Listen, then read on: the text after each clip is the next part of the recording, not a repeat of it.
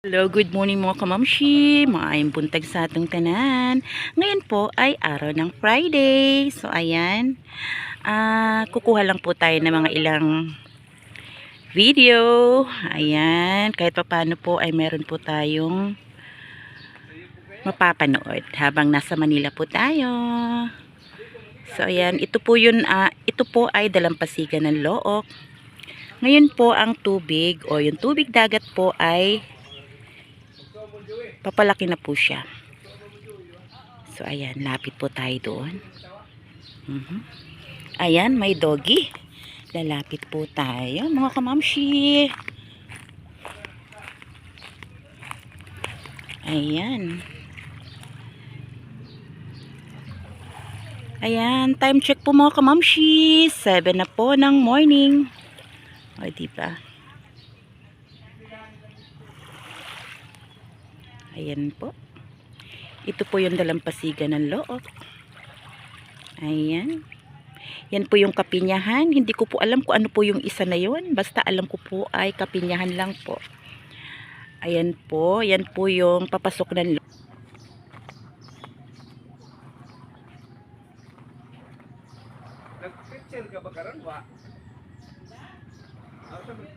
Ito naman po mga kamamshi ang munting simbahan ni Lolo Jesus.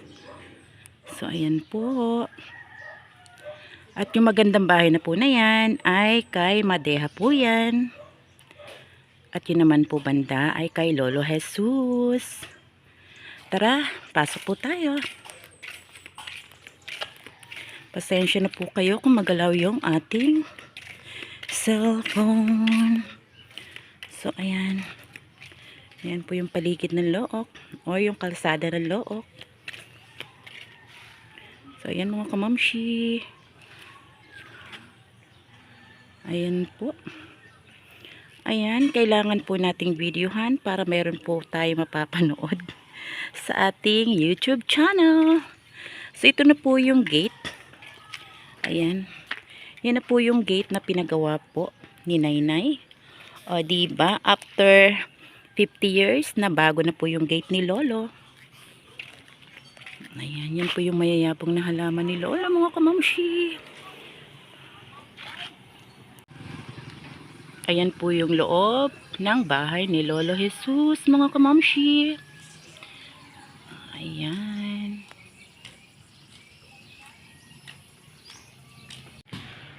Ang init na po, papasok na po tayo. So, ayan.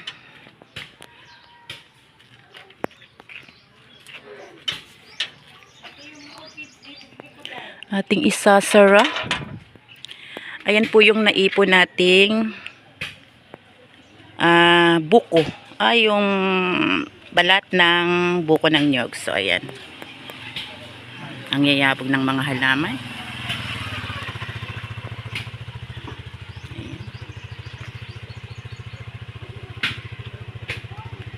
Ayan po yung dalawang nagtataasang buko ng nyog. Yan po ay natanggalan na po ng mga nyog at konting dahon. So dito muna tayo mga kamamshi. Ayan yung mga halaman ni Nainay. O diba, ito po ay pantaboy ng lamok. Ay buntag! Ayan. So yun pong nakikita. Puno ng mga halaman ni Nainay.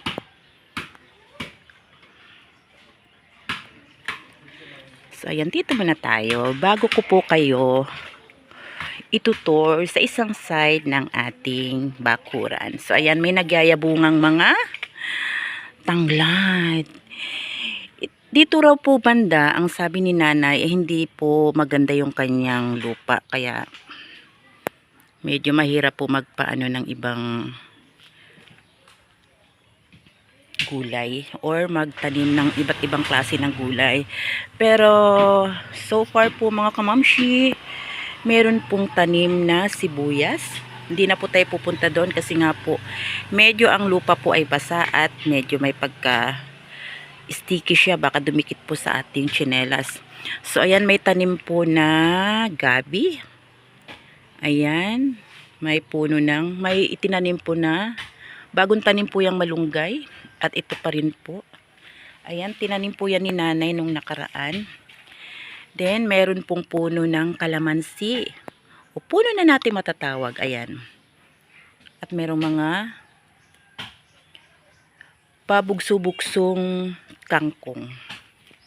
So, ayan. Dito po banda ay, yan po, dati po ay sobrang kapal po ng tanim na talbos ng kamote. Pero nga po, yun nga po sabi ni nanay, hindi po masyadong maganda ang lupa. Pero sa susunod na pag-uwi po natin, gagawa po tayo ng mga pots na yun po ay yung pagtatamna natin. Mag-uumpisa po tayo doon. So, ayan, yan po. At may tubig naman po syempre doon. Para hindi na po malayo kung magdidilig man po tayo ng mga halaman. Ayan. At mayroon pa rin pong puno ng or mga tanim ng mga gabi-gabi. So, ayan o, diba? Tingnan nyo po yung kalamansi. Dito po ay hindi pa po masyadong nalilinisan kasi nga po medyo busy pa po kami ni nanay. Pero sa susunod na pagpunta po natin dito ay atin pong lilinisin yan. Ayan, may puno po rito ng mangga. May 3 bunga pero hindi po na na-save kaya ganyan po yung kanyang hitsura mga kamamshi. Ayan. O diba? Dito po yan sa gilid or sa right side dito po ng bahay. So ayan. Ito po ay bintana sa kwarto dito po sa baba. At doon naman po yung dining kitchen at doon naman po yung kitchen o yung tinatawag nating malinis na kusina. So ayan, o diba ang dami mga fortune plants ni nanay. At ito pa, kaya pag nagpapasko po rito hindi na po mahirap kung saan tayo pwedeng magkabit kasi nga po ang gaganda po at ang tatayag ng mga puno po rito sa loob ng bahay. So ayan, kung inyong nakikita merong magagandang mga dahon. Ayan. Dito po sa side na to, nagtanim po si nani ng mga oregano. Kasi po, ang oregano po mga kamamshi ay pantaboy ng lamok. Kasi kung marami pong halaman sa inyong bakuran, may tendency po talaga na marami din pong mga manok, ay mga lamok na mamamahay. So ayan, meron din pong snake plants. So ayan mga kamamshi, yan po yung kabuuan niya. Ayan, hindi natin nakikita. So ayan. So ayan, balik muna tayo dito para diretso po yung ating pasok sa loob. Ayan, kailangan po, meron po tayong ganito kasi po dito ay mahina po ang tubig. Kailangan meron po tayong imbaka ng tubig.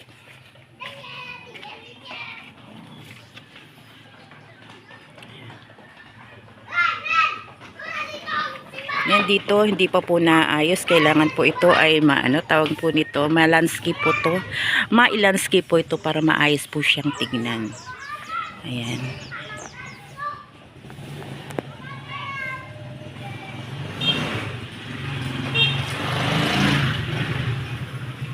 Hello, Muning. Good morning, Muning.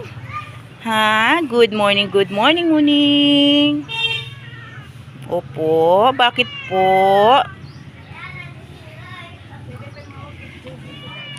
Bakit po? Anong problema, Muning? Ayan si nanay, katatapos lang po niyang magbiak ng buko. Kasi nga po magugulay po tayo ngayon. Ayan, nagagandahang mga dahon. O, diba? Hindi pa po, maganda naman po siyang tignan, pero kung na-landscape po ito ng maayos, mas maganda po ito mga kamamshi. Kasi nga po, nagyayabungan po yung mga dahon. Oh. Ayan. Ayan pa. Potos po yan mga kamamshi, o diba? Pag maganda po talaga ang lupa na pagtatamnan ng potos, talagang yung mga dahon niya ay naglalakihan po. Ayan, dito na po tayo sa front. Ayan po si nanay. Ayan si nanay, may orchids. Meron din po kami jade. Ayan.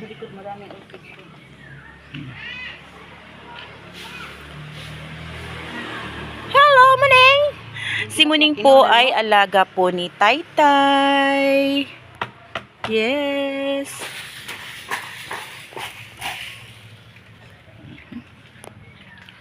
Ayan po.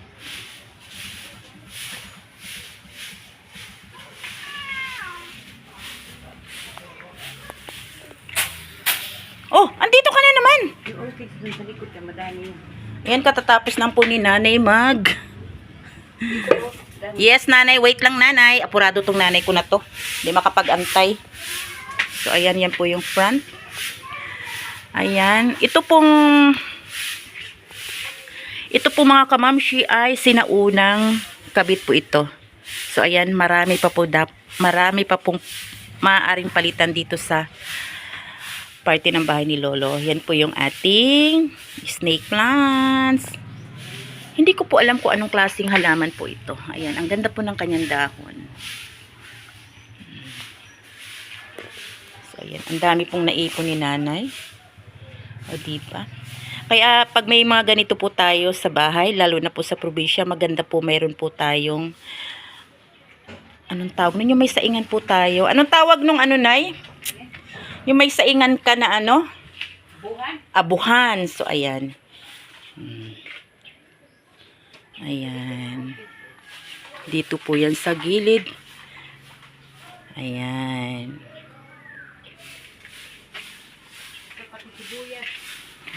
Mga kamamshi, pag may mga ganito po kayong galon, lagyan po natin ng tubig. Kasi nga po, kung maisipan po nating pagtamnan nito, ay nakaredy na po siya. O diba? Ayan. Yung mga orchids ni nanay. Dito po tayo.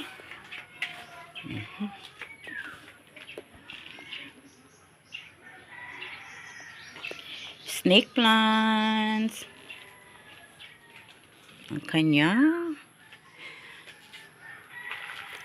Ano to, nay? Palmera. Palmera. Nakalimutan ko na. Apak-apak ng sibuyas. So, ayan. Ito na yung mga orchids ni nanay. Ilan sa mga orchids ni nanay. Ayan. Ito ba ay namulaklak na, nanay? Katatanim ko lang. Doon sa Ayan. garden. Katatanim po ni nanay. Hindi, ipakita mo lang gaga. Ito hindi mo pa yung nakita. Pinakita ko na. Ito halaman. Ayan. So, ayan. Meron din pong, dito banda, meron din pong tanim na sibuyas.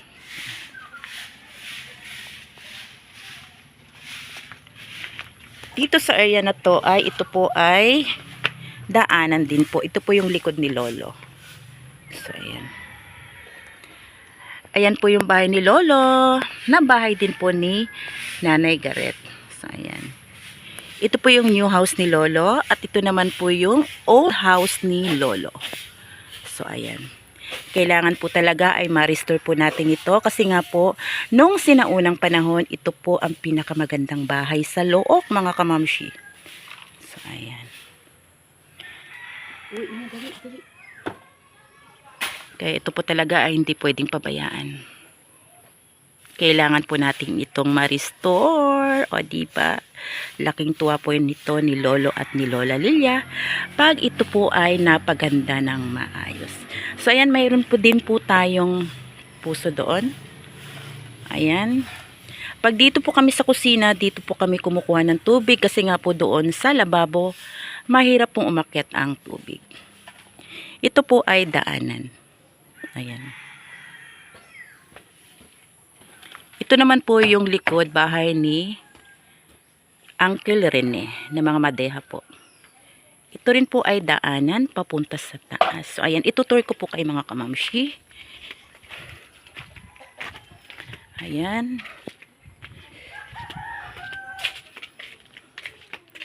Ito po ay sa likod bahay ni Lolo. Kung mayroon po tayong daanan palabas, Meron naman, nabubulol na ako, pasensya na po. Meron din po tayong daanan dito sa likod bahay. Itong daanan na ito ay pwedeng papunta na. Ayoko na mag-vlog. So, ayan. Pasensya na po kayo kasi may gutom na po yung kamamshi. So, ayan. Ayan. Yang gate po na yan, kung kayo po ay gusto nyong mapabilis ang inyong paglakaw, ayan, dito tayo dumaan sa likod. Papunta doon sa upper lock. So, ayan. O, diba? Ayan po yung mga property ni Lolo. Ibang property ni Lolo. Ito po ay meron na pong nagmamay-ari. So, ayan, pasok na po tayo ulit.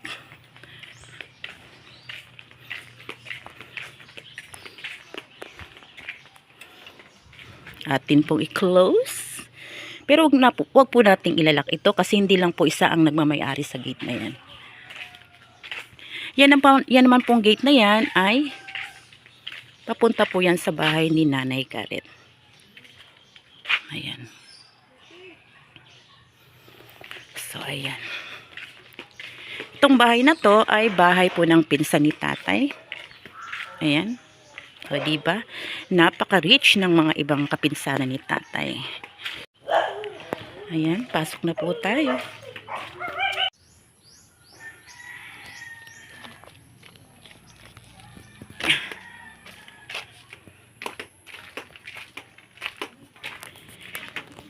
Ito pong mga bote mga kamamshi, atin po itong inipon.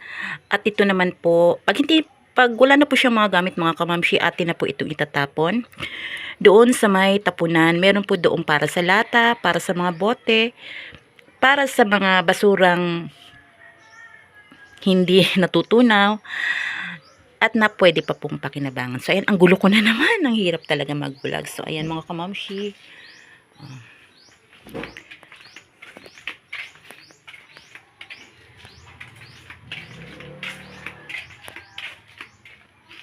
Ayan.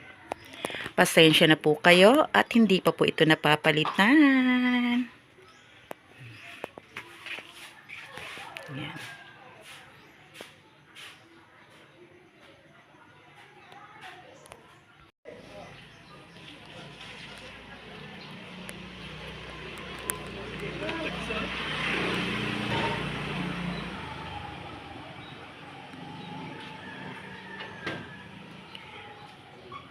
Okay mga kamamshi, that's all for now. Thanks for watching. Bye!